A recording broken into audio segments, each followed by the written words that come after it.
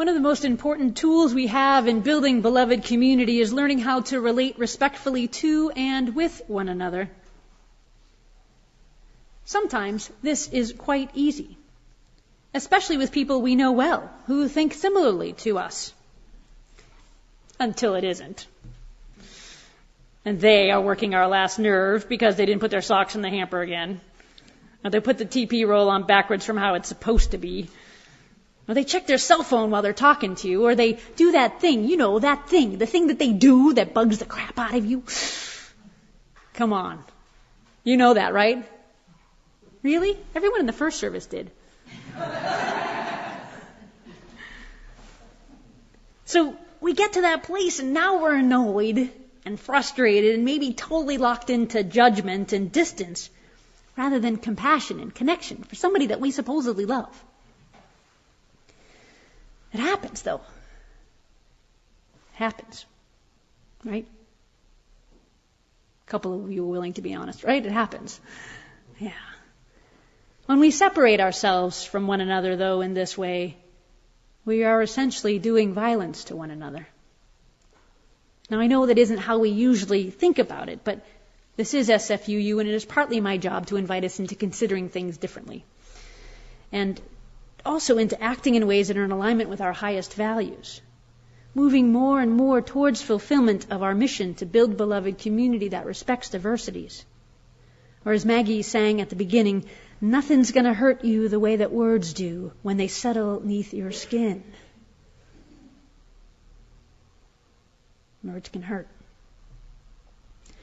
Marshall Rosenberg, the founder of Nonviolent Communication, or NVC, in his book Giving from the Heart, describes nonviolent communication like this.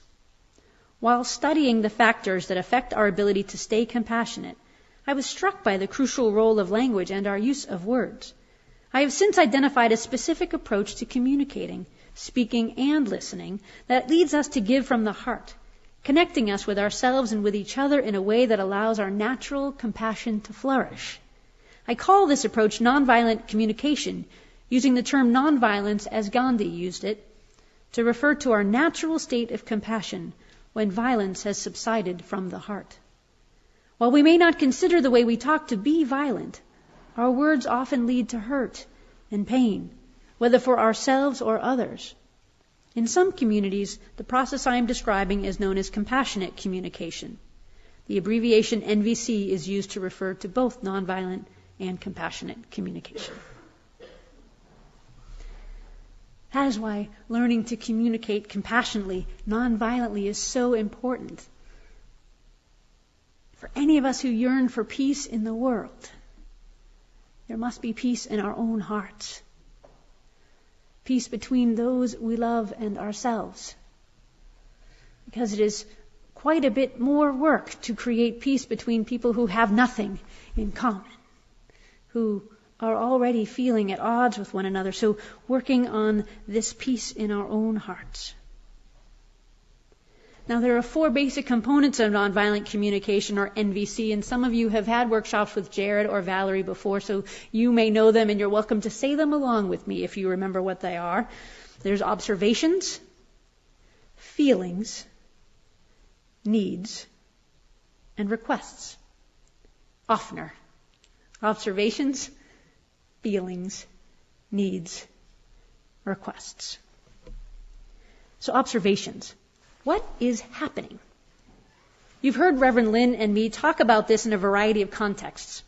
To make an observation without interpretation or evaluation, what would the video camera catch if the record button was on? Think of a time when you were annoyed, or appalled, or agitated, or overwhelmed. Got it? What were the circumstances? Who was there? What happened? In observation mode, we can name what is happening without all of the baggage of interpretation and evaluation. Remember, it's just what the camera could record, not all the thoughts and judgments and reactions going on inside of us. And this can be challenging because we've been conditioned towards right, wrong, good, bad thinking. We've been taught to want to be right. and to justify what we're feeling, because that's what we're feeling, so they must be wrong. Let me share an example. You and a friend have a plan to meet at 7:30 to have dinner. You arrive just before 7:30. Your friend arrives at 7:45. You feel irritated because this has occurred with this friend before nearly every time you've ever made plans together. It is possible, in your irritated state, that you say something like, you're late again, as usual. Now, this might seem like an observation at first. It is true that your friend has arrived late before. However, late is actually an assessment, a judgment. How do you know that your friend is late? They arrived 15 minutes after the time you agreed upon, and that, dear ones, is the observation. They arrived 15 minutes after the time you agreed upon. That's what would be captured on the video camera. How would it record always or as usual? The observation might be, you have arrived anywhere between 10 and 30 minutes after our agreed upon time the last 3 times we've made plans. Moving from a place of judgment, always as usual, makes space for reconnection. We could spend a lot of time here noticing about ourselves, our regularly occurring judgments that happen all day long about ourselves, about one another, about other people. And sometimes these judgments cleverly disguise themselves as opinions, which ingeniously mask themselves as truth. Practicing observing without judgment helps us reveal what is going on in us and makes us more aware of how often we push others away because of what we are thinking about them. And sadly, beloved community becomes impossible when we are judging one another, making assumptions about what others are doing and why, and tossing opinions around rather than engaging in free and responsible search for truth and meaning. Out beyond ideas of wrongdoing and right-doing, there is a field. I'll meet you there.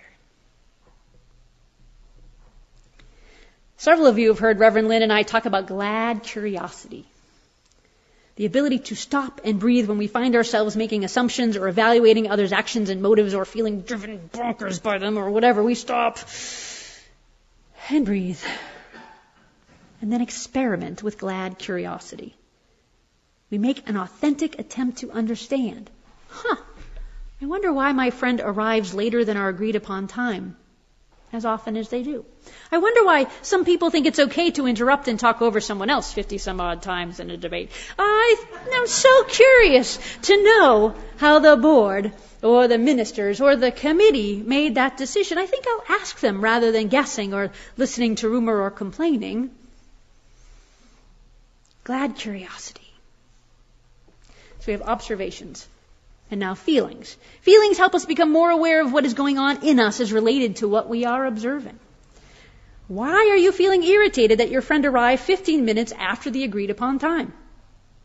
Why are you feeling so despondent about the U.S. election process? Why am I feeling so angry that armored trucks and the police have arrived in North Dakota and arrested 21 water protectors? Why are some afraid of pale green pants with nobody inside them? Our feelings are gifts. They help us understand what we need to live happier, healthier, more wonderful lives. The culture in which most of us have been raised, the post-Enlightenment Descartes, I think, therefore I am, is that we are often very unaware of what we are actually feeling in most given moments. We say, "Hi, how are you?" "Fine, thanks, and you?" We know this drill, this pleasantry, right? We might consider leaning into the discomfort of challenging that social norm, that script that's so well rehearsed in us, and pause and consider, how am I? What the heck am I feeling right now? And then give an honest response. Most of us just say fine, good, terrible, grumpy, whatever. But they may not actually be feelings.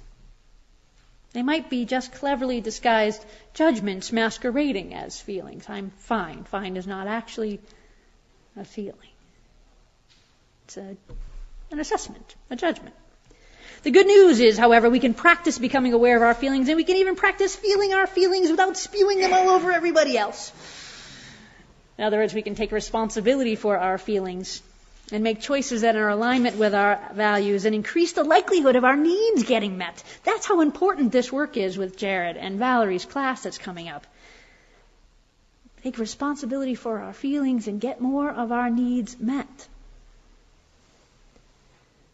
In several different nonviolent communication resources, there are lists of feelings. The ones I find most useful have the lists of feelings grouped together as sort of similar words. There's engaged and alert, and curious, and engrossed, and enchanted, and fascinated.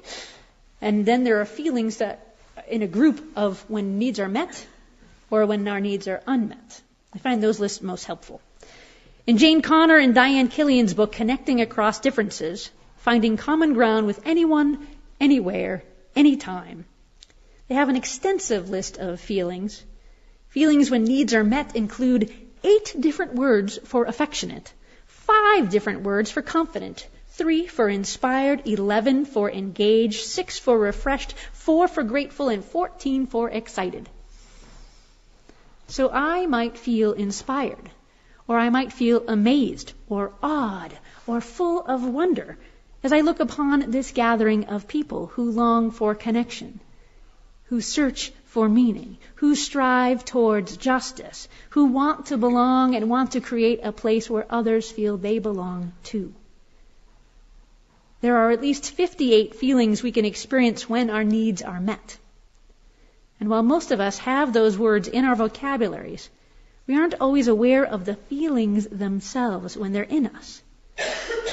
But we can practice becoming more alive to them. And then there's this language thing. We think, but we use the word feel. She feels it would be in your best interest to get a new job. Think, not feel. Right? Sometimes we use it as opinion. I feel this congregation is friendly. Again, that's an opinion. Instead, I might say, I feel grateful because when I enter this sanctuary, my family is affirmed through words from the pulpit and engaged conversations in the social hall. Or I might say, my contributions of time and talent are acknowledged and I feel moved by my connections here. This same book also has a list of feelings when our needs are not met. There are 5 different words for vulnerable, 6 for anger, 7 for disconnected and for pain. There are nearly 100 words to describe what we are feeling when our needs are not getting met. And sometimes we try to soften what we are feeling by saying thoughts instead. I feel that you are driving dangerously. That's a feeling, not a feeling. That's a thought or an opinion. It might even be right. And it is a thought, not a feeling. And your feelings are okay to feel. All of them. Always. Your feelings are okay to feel. All of them. Always. So we might then say, I notice I feel nervous, maybe even a little scared when we approach the curvy parts of the road. I'm wondering if you would be willing to slow down on the curves so that I might experience more comfort and ease on our way to... And if you can do it without stepping on the brake on the passenger side, it goes a little bit more smoothly usually. Then it's not criticizing, right? Not about them. I'm feeling uncomfortable. I'm feeling unsafe. I'm feeling nervous. Would you be willing? Observations, feelings, needs. On the flip sides of that resource with all the feeling words, there's also a list of universal needs, all the things that we all share. Our physical needs like water, clothes, shelter, food are just as important as the non-material needs like dignity, growth, love, to know and be known, integrity, grieving. One of the ways we get into conflicts with each other is over our strategies for getting our needs met. While we share universal needs, each need is not always the highest priority in any given moment. When our friend is arriving 15 minutes later than our agreed upon time, I feel what? I could be furious because I have a need for respect for my time and integrity in my commitments I make with my friends. It could be heavy-hearted because I have a need for companionship, and this means we'll spend less time together. It could be surprised because I have a need for play, and now I have more time to catch Pokemon while I'm waiting. For those of you who don't know, Pokemon is a video game that you can play on your phone and other devices.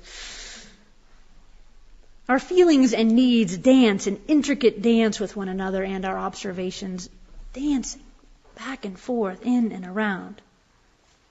How you might feel in a particular set of circumstances isn't necessarily how someone else might feel in the exact same set of circumstances. As we practice, and it is a practice, we become more skilled at identifying our feelings. Hi, how are you? You know, I'm feeling really satisfied. I was able to finish an important project, and fulfilling my commitments is important to me. Or you might say, I feel enthusiastic because my art was well received and it contributed to someone else's need of cooperation and mutuality.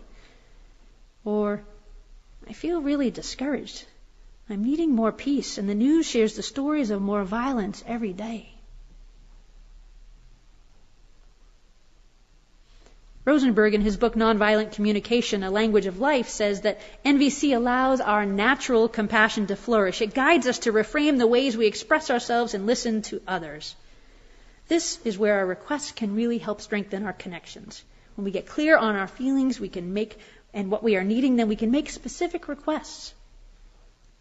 And a request is really important because it can sometimes be a demand. A request, unlike a demand, can sustain a no. If no is an unacceptable answer, then what you're asking is really a demand. Would you be willing to clean your room? If no is not acceptable, then it isn't a request. You might try. I am comfortable with your room being however you want it during the week because I know you have a very busy schedule. And I really value cleanliness and order. On the weekend, it would really meet my need for more beauty and order in our home if you would be willing to put your toys in your closet, the clothes in the hamper, and the books on the shelves. Would you be willing to do that Friday or Saturday morning? No, you might need more negotiation. I know some of your kids. I know I would have needed more negotiation as a kid. But it's specific because clean your room doesn't always mean anything to some of our younger ones. Doesn't always mean the same thing to the adults we live with. So being specific can really be helpful. And when we know that we are contributing to someone else's peace of mind or ease, we can sometimes be more motivated to want to do that because we suddenly realize how important it is what they are asking. Increasing our emotional intelligence, becoming more aware of what we are feeling and needing based on what we are observing, can really transform our lives and our relationships. All of the world's major religions include teachings on compassion. Learning and practicing compassionate communication can be a spiritual practice. As we increase our capacity for compassion and empathy, affirming other people's feelings, honoring other people's needs, offering yourself empathy, and when feelings are coming up, that can really transform our congregation and perhaps even our world.